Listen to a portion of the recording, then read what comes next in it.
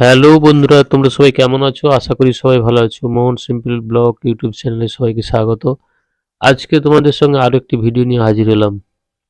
আমার বাড়ির ছাদ বাগানে যে ফুলগুলো দেখতে পাচ্ছ, গাঁদা ফুল, অনেক ফুল ফুটেছে, তার মধ্যে গাঁদা ফুলটা শীতের ফুল। এই ফুলটা ছোট চারা গাছ থেকে কিভাবে বড় হলো এবং কতগুলো ফুল ফুটলো, এর জন্য আমি দুটো টিপস ব্যবহার করেছি, সেটাই আজ তোমাদের সঙ্গে আমি শেয়ার করতে চলেছি। চলো।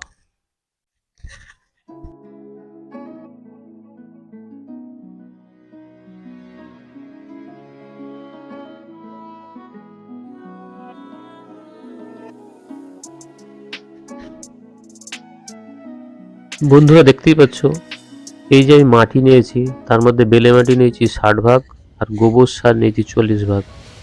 এই দুটো মাটি মিশ্রণ করে আগের দিন আমি গতকাল এগুলো রোদে রেখে দিয়েছিলাম। আর তার সঙ্গে আরেকটা জিনিস এইকে মিশ্রণ করব, সেটা হচ্ছে সরিষার খোল গুঁড়ো। এই সরিষার খোল গাঁদা গাছের ক্ষেত্রে খুব উপকারী। তাড়াতাড়ি গাছ বেড়ে উঠবে, পাতায় ভরে যাবে এবং ফুল আসতে শুরু করবে তাড়াতাড়ি। এই সরিষার খোল আর বেলে মাটি আর গোবর সার, তিনটে জিনিস একসাথে মিশ্রণ করছি, তোমরা দেখো। তারপর টব বলতে, যেহেতু এটা শীতের ফুল, শীত চলে গেলেই তো শীতের গাঁদা আর থাকবে না, সেই জন্য আমি সিমেন্টের বস্তা ধুয়ে নিয়েছি দুটো, এবং এর মধ্যেই মাটিটাকে ভরে আর চারা গাছ দুটো রোপণ করব। এই যে দুটো চারা,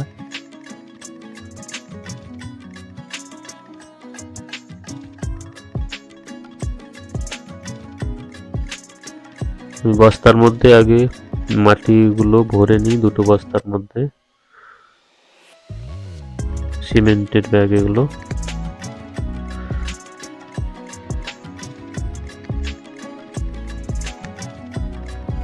ব্যাস, ভরা হয়ে গেছে। এরপর গাছ দুটোকে দুটো ব্যাগের মধ্যে লাগাতে হবে আস্তে আস্তে করে। মাটিটা খুব নরম, পলিটাকে ছাড়িয়ে এইভাবে রোপণ করতে হবে। মিডিলটায় রেখে চারপাশে আর একটু মাটি দিয়ে দিতে হবে। ওই রকম, হ্যাঁ ঠিক আছে, এইভাবে মাটিটা দিয়ে দিতে হবে।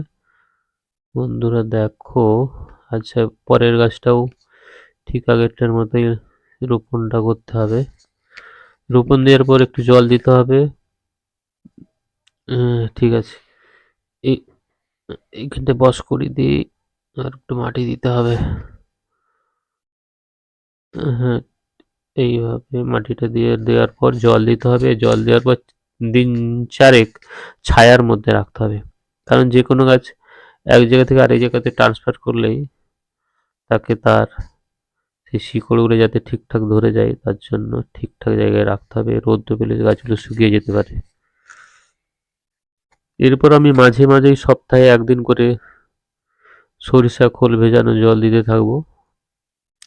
মাস দুয়েকের পরে কি রেজাল্ট হয় সেটাই জানার কথা বা দেখার কথা। এখন আর এই দিন তিনেক আর জল দেব না,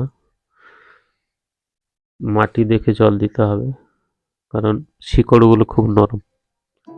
দেখো বন্ধুরা, 1.5 মাস হয়ে গেল এই চারা গাছ রোপণ, আর এখন দেখো কত গাছে ফুল ভরে গেল। কিন্তু এই ফুলটা ধরলো কিভাবে? এর জন্য আমি কেবলমাত্র দুটো টিপস ব্যবহার করেছি। মাঝে মাঝে আমি দিয়েছি সরিষার খোল জল, আর তার মাঝে আমি দিয়েছি যে দুটো টিপস, সেটাই আমি তোমাদের সঙ্গে শেয়ার করতে চলেছি। দেখো, এই যে চিকচিকের মধ্যে, পলিথিনের মধ্যে যেটা দেখতে পাচ্ছি, এটা রান্নাঘরেরই মশলা, আনাজ ও সবজি, পেঁয়াজের খোসা,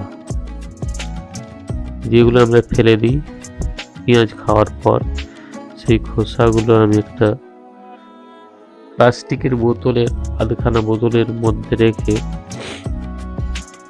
জল দিতে হবে 1/2 লিটার মতো।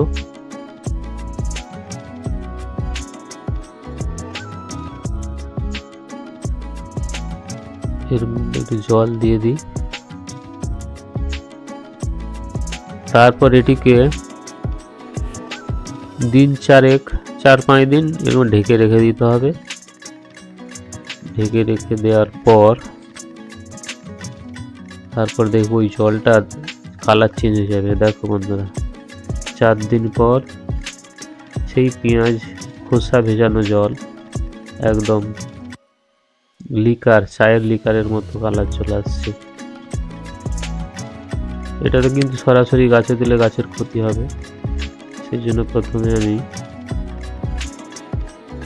চা ছাঁকনিতে পেঁয়াজের খোসাগুলো ছেঁকে নিই।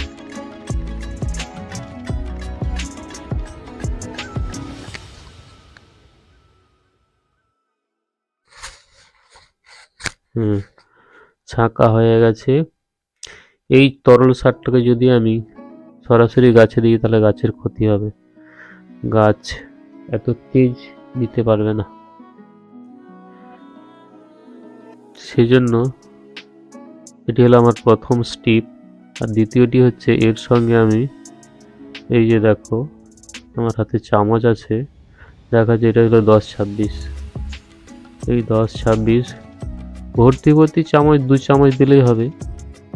আর যদি অল্প অল্প থেকে চামচ 3 দিলেই হবে। আমি 3 চামচ দিয়ে দিই। এরপর এটা তো দানার জাতীয় রাসায়নিক সার, এটাকে একটু যাতে গুলে যায় সেজন্য একটু সময় দিতে হবে।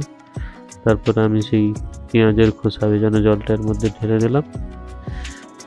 কিছুক্ষণ নাড়ালে এটা ঠিক গুলে যাবে, আর না হলে ঘন্টাখানেক রেখে দিলেও হয়। সেই যাই হোক, একটু নাড়িয়ে গাছের মধ্যে দেওয়া যাবে। তারপর এর সঙ্গে আবার জল মিশ্রণ করতে হবে। অনেকটাই দানাটা ভিজে গেছে।